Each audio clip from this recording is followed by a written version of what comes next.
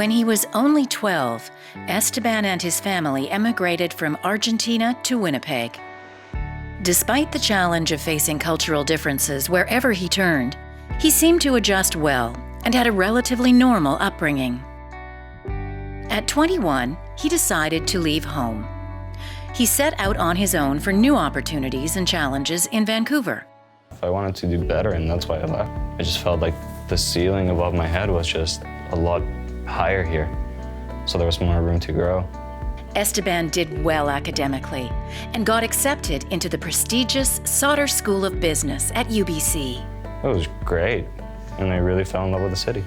I've never been as free as I've been out here by myself. Everything was going fine until a breakup with a girlfriend had a negative impact, bigger than he had ever expected.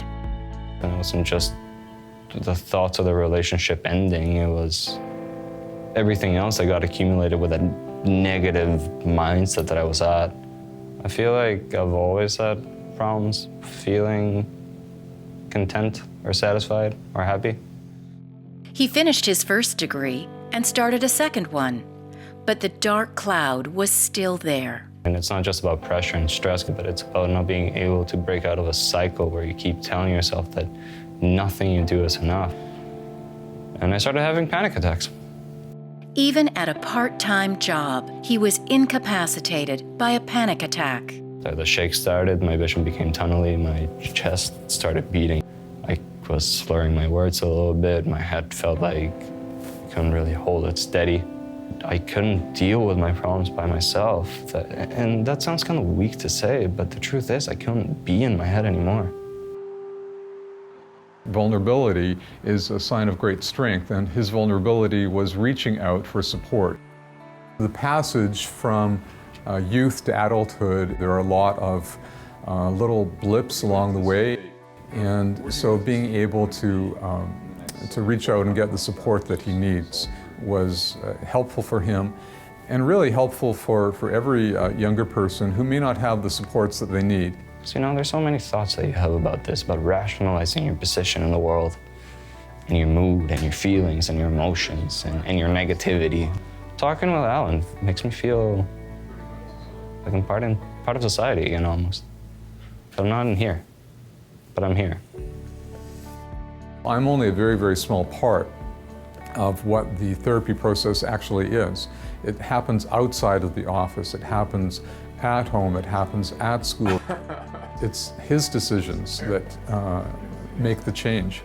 I wouldn't be where I am now without the JFSA, for sure.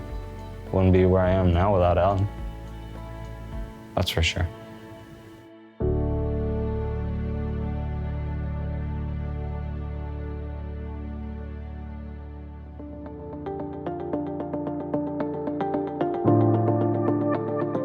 Well, I am the best in retail because it doesn't matter what I sell. I'll sell most, I'll sell the best, I'll sell a lot. Until you come home and don't know what happened, that you spend so much money. Of course, when I met her, I fell in love. She's just an amazing personality, larger than life.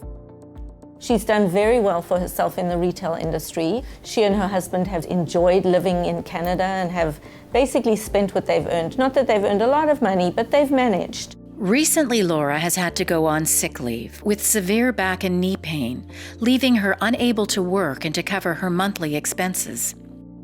There are many of us who could, through ill health or some bad circumstance, land up in a situation where you're suddenly not able to pay your rent. And I feel that there, for the grace of God, go many of us who see ourselves as living comfortable middle-class lives. I couldn't afford to pay the rent because Vancouver is the most expensive city, plus all utilities and everything. I couldn't afford it.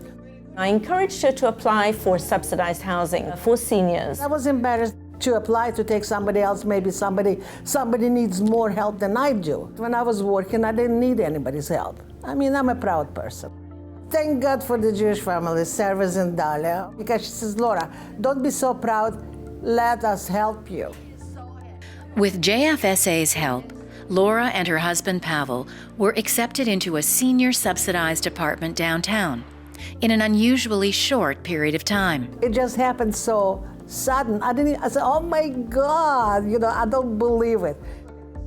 We're here as an agency to help those people transition to a place where now Laura's not worried all the time.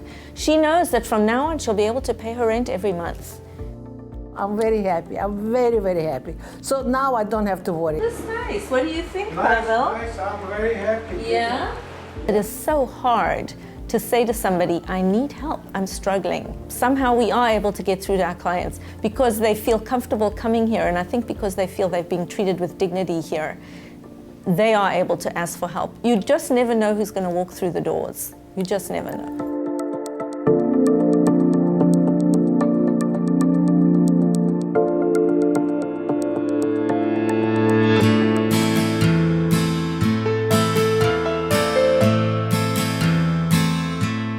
Yeah, I like music. You wouldn't know it by looking at him, but in the past year, Zadik has had a stroke, a heart attack, and has struggled with multiple health issues. He recently got out of the hospital, where he celebrated his 81st birthday with his family. Taya came to us. She was quite distressed about health issues with her father. He was coming out of hospital. She didn't exactly know what to do. Because I'm caregiver like 24/7. As I'm speaking to Taya about her father, what really struck me as amazing, she said, when we first got here, Jewish Family Service was the agency who really took care of us. Taya and her family were refugees from the war in Bosnia that captured headlines around the world in the early 1990s.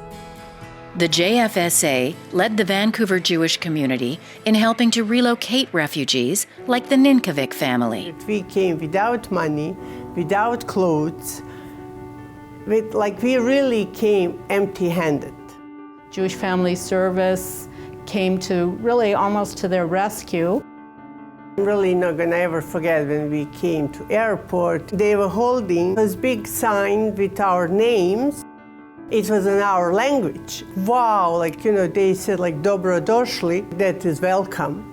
And that was we were all, of course, crying, and it was really overwhelming. The JFSA provided a house and furniture, clothing and toys.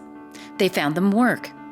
When it was time to buy their first car, the agency helped them to access a Hebrew-free loan. We were very excited to be able to help them really start a new life here.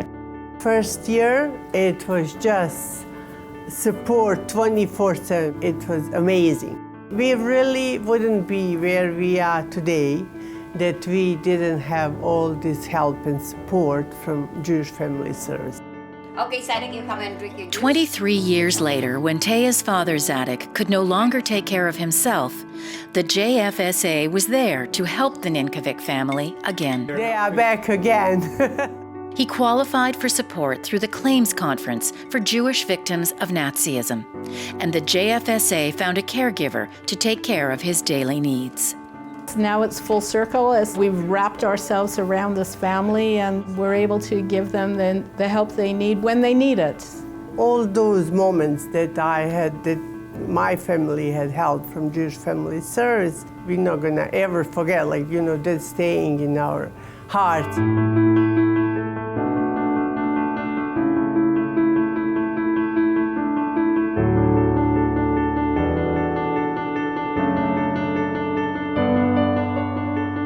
The JFSA honors the courage and the motivation of our clients, moving forward in their lives in spite of any obstacles.